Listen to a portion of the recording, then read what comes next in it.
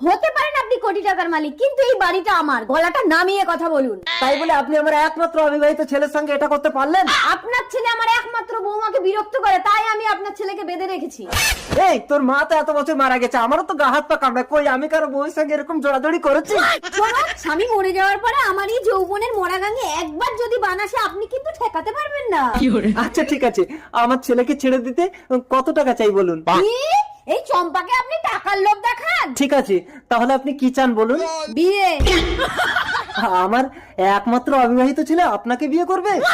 আমাকে কেন? আমার বিধবা বৌমাকে। একটা বিধবাকে আমার একমাত্র বৌমা করব? আমার ছেলে বালেশ্বর ট্রেন দুর্ঘটনায় মারা যায়, আর আমি একজন বিধবা হয়ে বুঝি স্মৃতি দিয়ে যৌবনকে সামলানো যায় না।